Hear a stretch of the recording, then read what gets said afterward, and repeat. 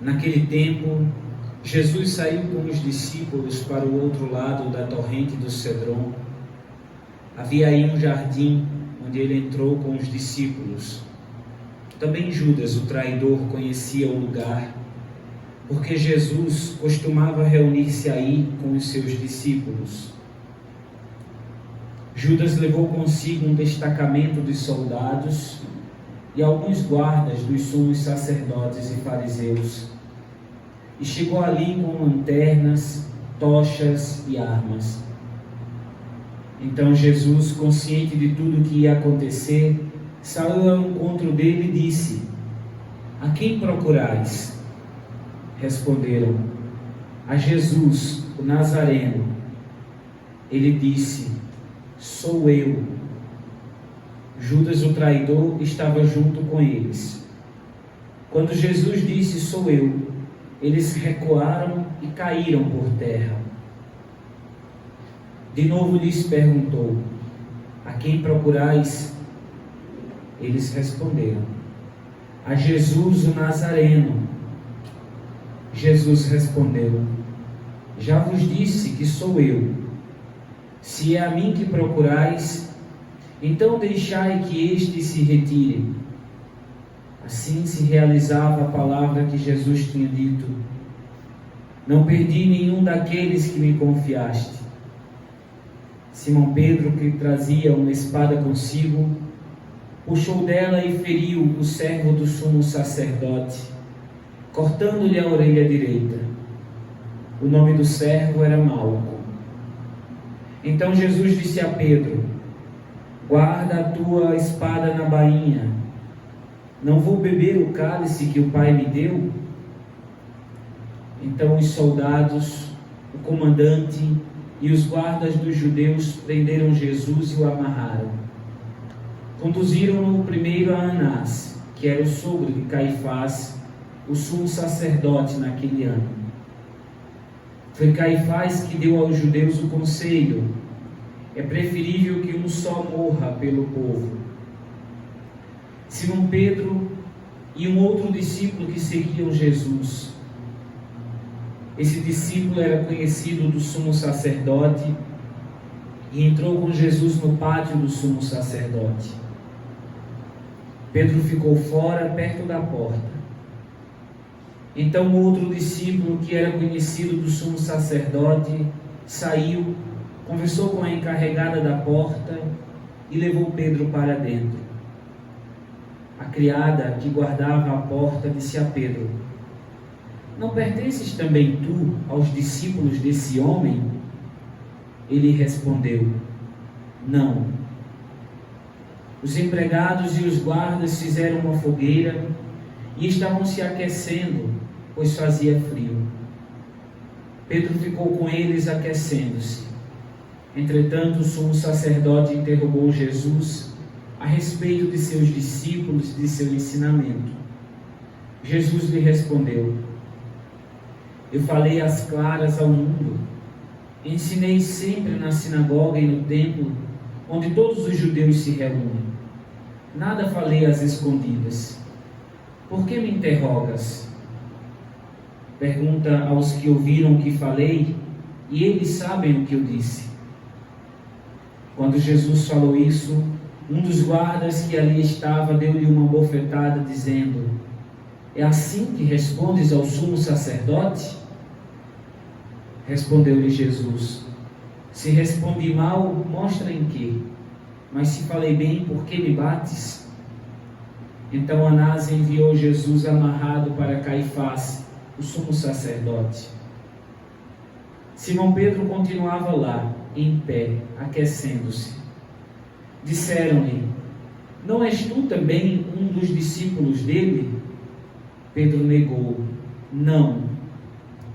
Então um dos empregados do sumo sacerdote, parente daquele a quem Pedro tinha cortado a orelha, disse: "Será que não te vi no jardim com ele?" Novamente Pedro negou, e na mesma hora o galo cantou. De Caifás levaram Jesus ao palácio do governador. Era de manhã cedo. eles mesmos não entraram no palácio para não ficarem impuros e poderem comer a Páscoa. Então Pilatos saiu ao encontro deles e disse: que acusação apresentais contra esse homem? Eles responderam: se não fosse malfeitor, não o teríamos entregue a ti. Pilatos disse: tomai-o vós mesmos e julgai-o de acordo com a vossa lei. Os judeus lhe responderam: nós não podemos condenar ninguém à morte. Assim se realizava o que Jesus tinha dito, significando de que morte havia de morrer. Então Pilatos entrou de novo no palácio, chamou Jesus e perguntou-lhe: tu és o rei dos judeus? Jesus respondeu: estás dizendo isso por ti mesmo, ou outros lhe disseram isso a mim? Pilatos falou: por acaso sou judeu? O teu povo e os sumos sacerdotes te entregaram a mim. Que fizeste? Jesus respondeu: o meu reino não é deste mundo. Se o meu reino fosse deste mundo, os meus guardas teriam lutado para que eu não fosse entregue aos judeus. Mas o meu reino não é daqui. Pilatos disse a Jesus: então tu és rei. Jesus respondeu: tu dizes, eu sou o rei. Eu nasci e vim ao mundo para isso, para dar testemunho da verdade. Todo aquele que é da verdade escuta a minha voz. Pilatos disse a Jesus: o que é a verdade? Ao dizer isso, Pilatos saiu ao encontro dos judeus e disse-lhes: eu não encontro nenhuma culpa nele, mas existe entre vós um costume que pela Páscoa eu vos solte um preso. Quereis que vos solte o rei dos judeus? Então começaram a gritar de novo: este não, mas Barrabás. Barrabás era um bandido. Então Pilatos mandou flagelar Jesus. Os soldados teceram uma coroa de espinhos e a colocaram na cabeça de Jesus. Vestiram-no com um manto vermelho. Aproximavam-se dele e diziam: viva o rei dos judeus! E davam-lhe bofetadas. Pilatos saiu de novo e disse aos judeus: olhai, eu o trago aqui fora diante de vós, para que saibais que não encontro nele nenhum crime. Então Jesus veio para fora, trazendo a coroa de espinhos e o manto vermelho. Pilatos disse-lhes: eis o homem. Quando viram Jesus, os sumos sacerdotes e os guardas começaram a gritar: crucifica-o! Crucifica-o! Pilatos respondeu: levai-os vós mesmos para o crucificar, pois eu não encontro nele crime algum. Os judeus responderam: nós temos uma lei, e segundo essa lei ele deve morrer, porque se fez filho de Deus. Ao ouvir essas palavras, Pilatos ficou com mais medo ainda. Entrou outra vez no palácio e perguntou a Jesus: de onde és tu? Jesus ficou calado. Então Pilatos disse: não me respondes? Não sabes que tenho autoridade para te soltar e autoridade para te crucificar? Jesus respondeu: tu não terias autoridade alguma sobre mim, se ela não te fosse dada do alto. Quem me entregou a ti, portanto, tem culpa maior. Por causa disso, Pilatos procurava soltar Jesus, mas os judeus gritavam: se soltas este homem, não és amigo de César. Todo aquele que se faz rei declara-se contra César. Ouvindo essas palavras, Pilatos levou Jesus para fora e sentou-se no tribunal, num lugar chamado Pavimento, em hebraico, Gálata. Era o dia da preparação da Páscoa. Por volta do meio-dia, Pilatos disse aos judeus: Eis o vosso rei. Eles, porém, gritavam: fora, fora, crucifica-o. Pilatos disse: hei de crucificar o vosso rei? Os sumos sacerdotes responderam: não temos outro rei senão César. Então Pilatos entregou Jesus para ser crucificado e eles o levaram. Jesus tomou a cruz sobre si e saiu para um lugar chamado Calvário, em hebraico Gólgota. Ali o crucificaram com outros dois, um de cada lado, e Jesus no meio. Pilatos mandou ainda escrever um letreiro e colocá-lo na cruz. Nele estava escrito: Jesus Nazareno, o Rei dos Judeus. Muitos judeus puderam ver o letreiro, porque o lugar em que Jesus foi crucificado ficava perto da cidade. O letreiro estava escrito em hebraico, latim e grego. Então os sumos sacerdotes dos judeus disseram a Pilatos: não escrevas o Rei dos Judeus, mas sim o que ele disse: eu sou o Rei dos Judeus. Pilatos respondeu: o que escrevi está escrito.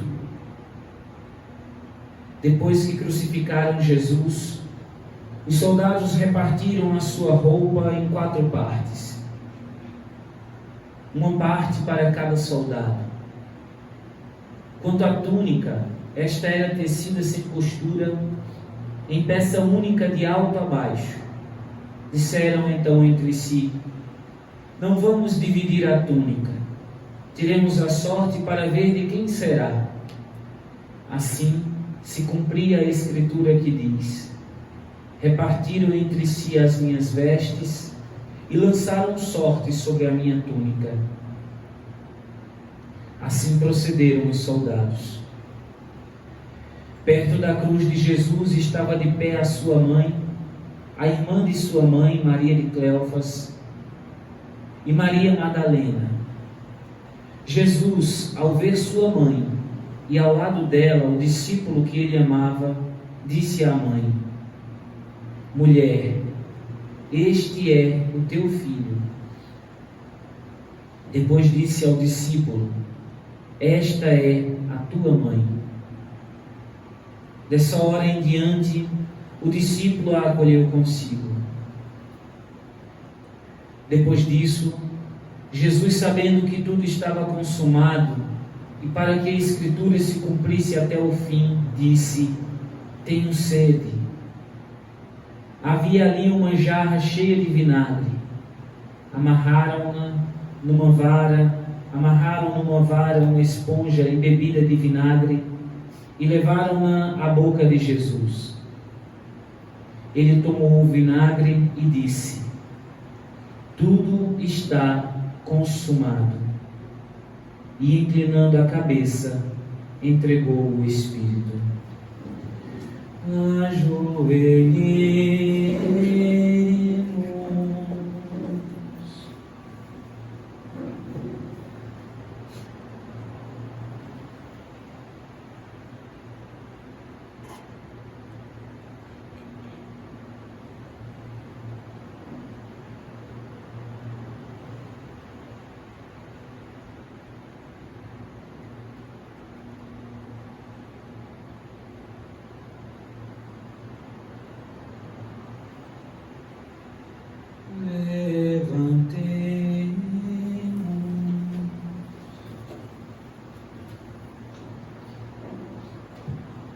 Era o dia da preparação para a Páscoa. Os judeus queriam evitar que os corpos ficassem na cruz durante o sábado, porque aquele sábado era dia de festa solene. Então pediram a Pilatos que mandasse quebrar as pernas aos crucificados e os tirasse da cruz. Os soldados foram e quebraram as pernas de um e depois do outro, que foram crucificados com Jesus. Ao se aproximarem de Jesus e vendo que já estava morto, não lhe quebraram as pernas, Mas um soldado abriu-lhe o lado com uma lança, e logo saiu sangue e água. Aquele que viu dá testemunho, e seu testemunho é verdadeiro, e ele sabe que fala a verdade, para que vós também acrediteis. Isso aconteceu para que se cumprisse a Escritura, que diz: não quebrarão nenhum dos seus ossos. E outra Escritura ainda diz: olharão para aquele que transpassaram. Depois disso, José de Arimateia, que era discípulo de Jesus, mas às escondidas por medo dos judeus, pediu a Pilatos para tirar o corpo de Jesus. Pilatos consentiu. Então Jesus veio tirar o corpo de Jesus. Chegou também Nicodemos, o mesmo que antes tinha ido encontrar-se com Jesus. Levou uns 30 quilos de perfume feito de mirra e aloés. Então tomaram o corpo de Jesus e envolveram-no com os aromas em faixas de linho, como os judeus costumam sepultar. No lugar onde Jesus foi crucificado havia um jardim, e no jardim um túmulo novo, onde ainda ninguém tinha sido sepultado, por causa da preparação da Páscoa, e como o túmulo estava perto, foi ali que colocaram Jesus. Palavra da salvação. Glória a vós, Senhor.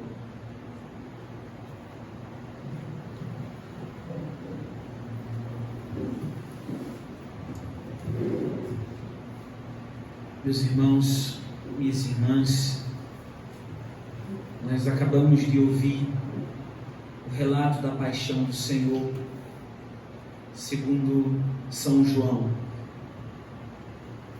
É uma leitura longa, mas toda a narração da paixão do Senhor Jesus mostra o amor profundo que Ele sentia e sente por cada um de nós. Ainda ontem nós celebramos à noite aquela ceia derradeira onde o Senhor Jesus, com os seus discípulos, os seus amigos, os mais íntimos amigos, inclusive Judas,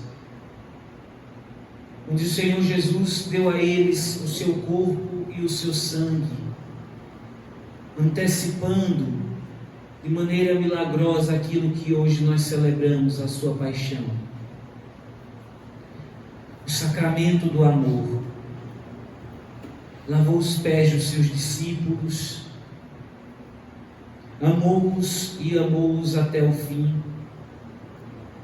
Depois disso, simbolicamente, nós tiramos o Santíssimo Sacramento e levamos para uma capela à parte, simbolizando justamente a ida de Jesus para o Getsemane, para o Jardim das Oliveiras, onde ali ele vive toda a sua agonia, a sua angústia, a sua aflição. Uma mística escreveu a respeito dessa agonia de Jesus, dizendo que naquele momento Jesus viu tudo o que iria acontecer com ele. Tudo. Viu Judas, viu os sumos sacerdotes acusando de maneira falsa, mentirosa, corrupta. Viram aquelas falsas testemunhas mentindo e se contradizendo. Jesus viu Pilatos, Herodes, Caifás, Anás. Viu aquela multidão toda que gritava: crucifica-o. A mesma multidão que poucos dias gritava Hosana. Jesus viu Longuinho com uma lança feriu seu coração, e viu como aquela lança feriu o coração da sua mãe. Naquele Jardim das Oliveiras, segundo essa mística, A agonia de Jesus foi suprema. Por isso, no estado de sofrimento, nunca comparado com nenhum outro sofrimento na face da terra, a sua angústia era tão grande que as suas células passaram a transpirar sangue e não mais suor,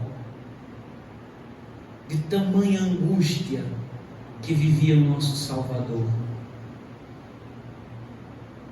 Mas diz também essa mística que a coisa que mais doeu, o momento que mais feriu o coração do divino Salvador, foi quando ele viu Pedro dizendo: eu não o conheço, eu não o conheço, eu não sei quem ele é.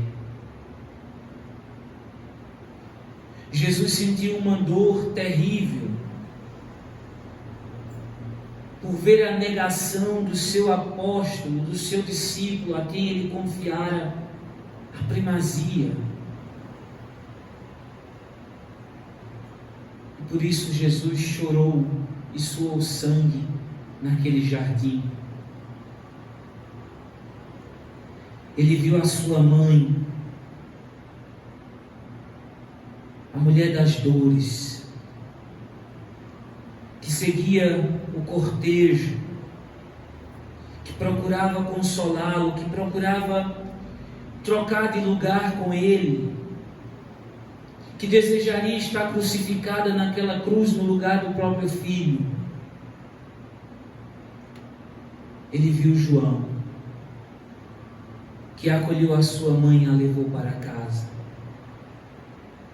E por isso Jesus diz para o Pai: Pai, se possível, afasta de mim esse cálice, tudo isso que eu vi, todo esse sofrimento. Contudo, não seja feita a minha vontade, mas a tua vontade. Jesus consentiu em todos estes sofrimentos, aceitou-os todos, não virou a sua face diante dos bofetões. Como diz Isaías no capítulo 53, que nós ouvimos, ele parecia um cordeiro levado ao matadouro, não abriu a boca, mas era por causa dos nossos pecados, esmagado por causa dos nossos crimes. A punição a ele imposta era o preço da nossa paz, e suas feridas, o preço da nossa cura. Foi maltratado, submeteu-se, não abriu a boca, como um cordeiro levado ao matadouro.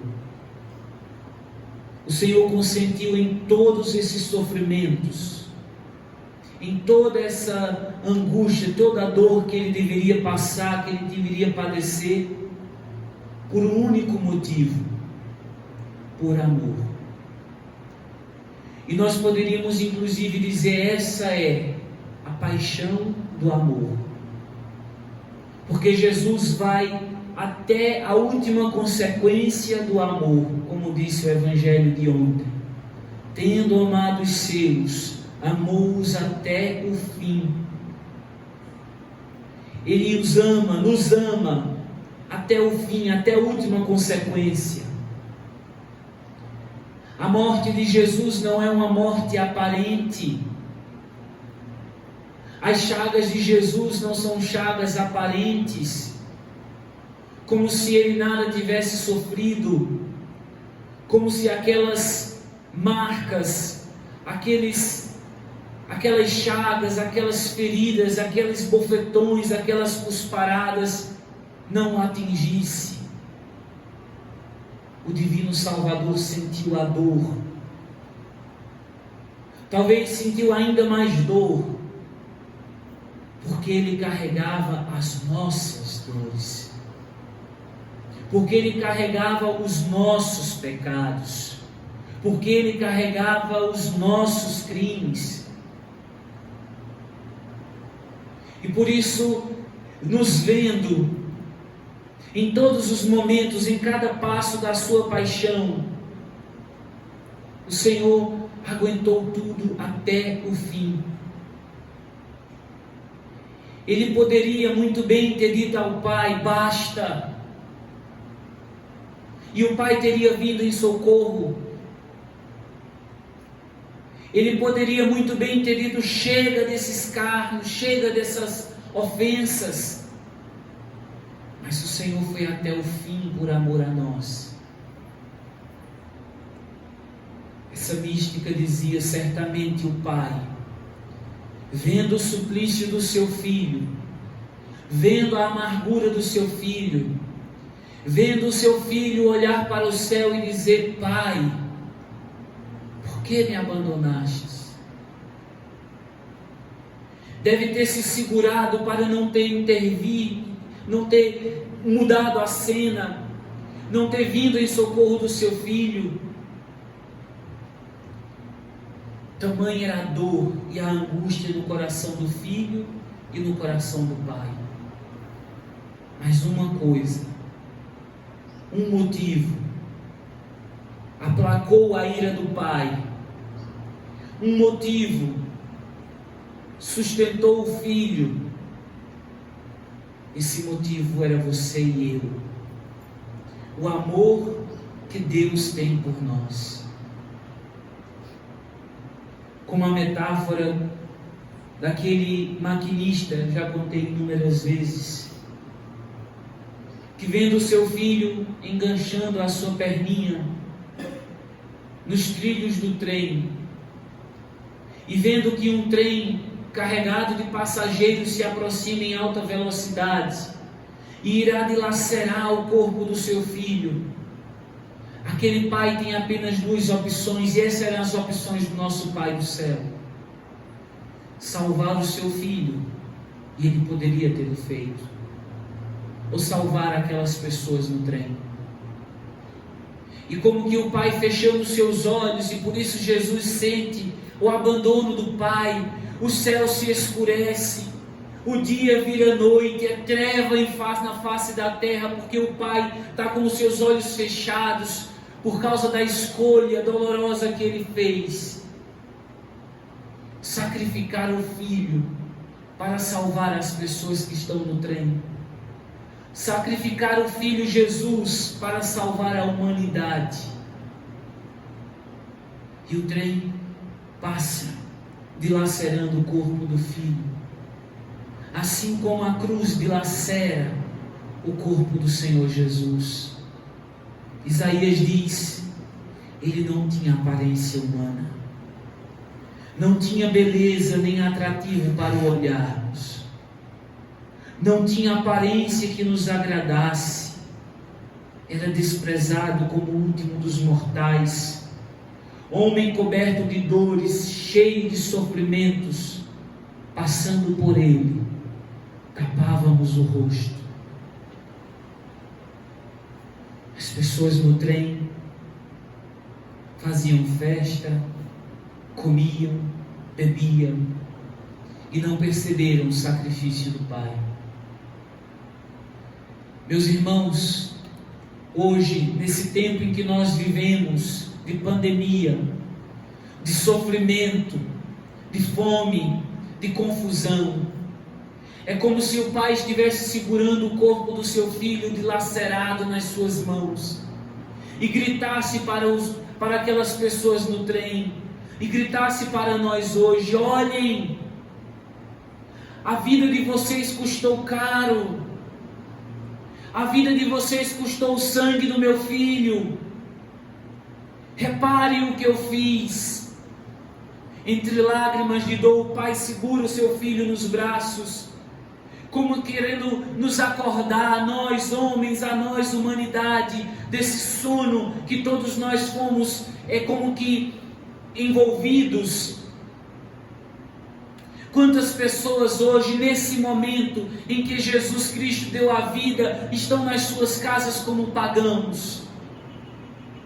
Quantas pessoas hoje, nesse momento, estão como se nada tivesse acontecendo no trem, comendo, bebendo, embriagando-se nas suas casas? Enquanto que o pai está com o corpo do seu filho nas mãos, dizendo: olhem, olhem o que eu fiz. Quantos de nós estaríamos hoje na praia, nas fazendas, viajando para curtir um feriadão de maneira pagã, dentro do trem, dançando, festejando como se nada tivesse acontecido? E o pior de tudo, não são nem mesmo as pessoas daquele trem, são os discípulos do Senhor, são os apóstolos do Senhor, são os sacerdotes, os religiosos, aqueles que querem ser completamente de Deus, vivendo hoje como se nada fosse, sem sentir sequer a mínima dor, pelo sacrifício de Jesus Cristo.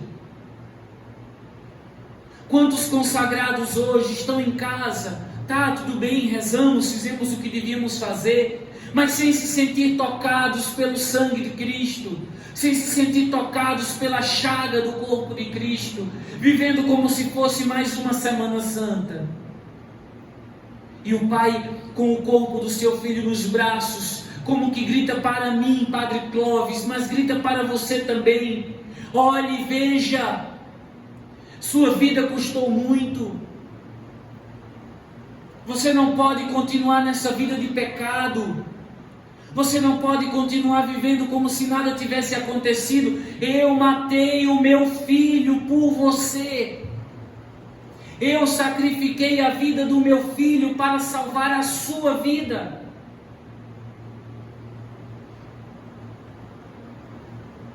Os místicos dizem que é a nossa oração e a nossa santidade que aplacam a ira de Deus. Nossa Senhora inúmeras vezes em suas aparições pede para rezarmos, para aplacarmos a ira de Deus. Porque, meus irmãos, chega um momento em que o Senhor também se cansa. Eu não quero estar dizendo nenhuma heresia, mas nós vimos lá no Gênesis, quando o Senhor se arrependeu de ter criado a humanidade e mandou água para destruir tudo. Se arrependeu sim, porque depois salvou a família de Noé. Mas quantos motivos nós demos ao Senhor para que Ele se arrependesse de nós? Claro, Ele não vai se arrepender porque Ele fez aliança com o sangue do seu Filho, uma aliança eterna para sempre. Mas nós, homens, não cessamos de dar motivos para que o Senhor se arrependesse de nós. Blasfemamos contra o seu Filho. Nós no Brasil, aqui no nosso país, recentemente vimos como cineastas, atores, fizeram um filme onde blasfemavam contra o Senhor Jesus. E nós vimos como o poder judiciário do nosso país riu-se da fé católica, debochou do cristianismo, permitindo que esse filme continuasse sendo passado nas redes e nos veículos de comunicação. Não defenderam nosso Senhor Jesus Cristo, assim como também os sumos sacerdotes, assim como Pilatos e Herodes, não defenderam o Senhor. Nós vimos como certas redes de televisão, e você sabe de quem eu estou falando, você sabe que eu estou falando sobretudo da TV Globo, rasga o Evangelho de Cristo, debocha da fé católica, ultraja as famílias cristãs, ri da fé, condena os sacerdotes ao ridículo.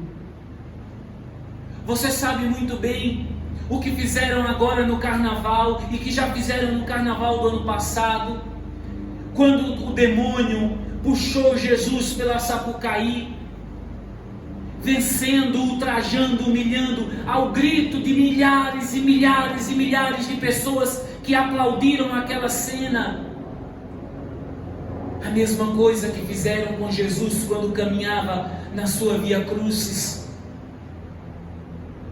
Nós vimos como eles usaram da fé, como sacerdotes, infelizmente, usaram da fé para as suas ideologias nefastas, para a sua corrupção religiosa. Nós vimos tudo isso. Nós demos motivos para que o Senhor se irasse contra nós. E agora nós precisamos nos unir e orar e adorar o nosso Salvador para aplacar a sua ira. Porque nós demos motivo. Nós fomos responsáveis pelo sangue do Senhor Jesus ser derramado. Nós fomos responsáveis pelo sangue de Jesus ser ultrajado. No ano passado, aqui no Brasil, nunca se tinha visto tantas igrejas serem assaltadas, o Santíssimo Sacramento ser roubado, ultrajado e pisoteado. Nós vimos aqui em Brasília um sacerdote ser assassinado na casa paroquial. Nós vimos no Chile o movimento nefasto das feministas invadirem as igrejas, picharem as igrejas, queimarem nosso Senhor Jesus Cristo. Nós vimos na Nicarágua os sacerdotes serem apedrejados, expulsos das suas igrejas. Nós vimos na Argentina, nós vimos na Espanha, dias antes dessa pandemia explodir, um movimento grandiosíssimo de feministas aprovando o aborto. Nós vimos na Argentina o presidente eleito dizer: eu quero aprovar o aborto no nosso país. Nós vimos agora a Organização Mundial da Saúde dizer: o aborto é uma excelente arma contra o coronavírus. E tantas outras coisas que nós demos motivo para a ira do Senhor cair sobre nós. E se essa ira de Deus não cai sobre nós, nos aniquilando, porque o Senhor poderia fazer isso, nós devemos isso ao sangue de Jesus Cristo que foi derramado por nós. O trem passou por cima daquela criança, dilacerou o corpo da criança, a vida das pessoas foram salvas. Mas ai de vós que estáis neste trem e que viveis como se nada tivesse acontecido, porque todas as gotas do sangue do meu filho será cobrado de vós. Ai de vós que estáis aí no poder, sentado nas cadeiras do poder. Ai de vós que julgais os homens e sois corruptos. Ai de vós, porque o sangue do meu filho não será derramado em vão. Até a última gota do sangue do meu filho será cobrado de vós. Que nós tenhamos um coração contrito,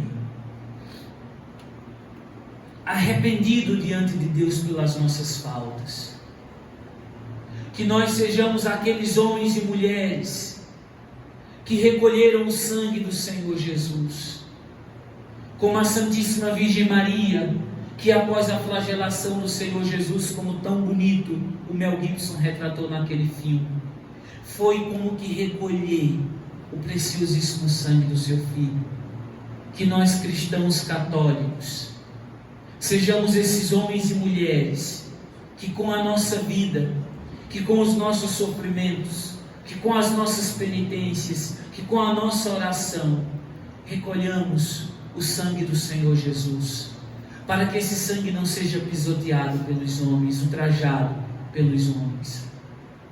Que o Senhor Jesus, crucificado por nós, pelos nossos pecados, nos faça também ver aqueles que são crucificados pelas ruas, com fome, com sede, sem casa, por causa da ganância de alguns poucos privilegiados.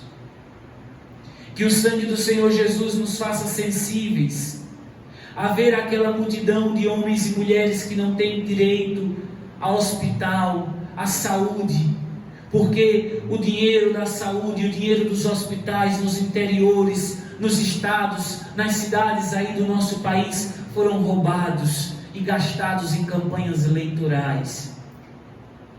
Que o sangue do Senhor Jesus nos faça olhar para o pobre, que estende a mão, pedindo uma ajuda para comprar o seu pão, para alimentar os seus filhos. que o sangue do Senhor Jesus, derramado em favor de todos, e não de alguns, de todos, nos faça ser sensíveis e capazes de amar a todos, a começar por aqueles que moram dentro da nossa casa. Louvado seja nosso Senhor Jesus Cristo. Para sempre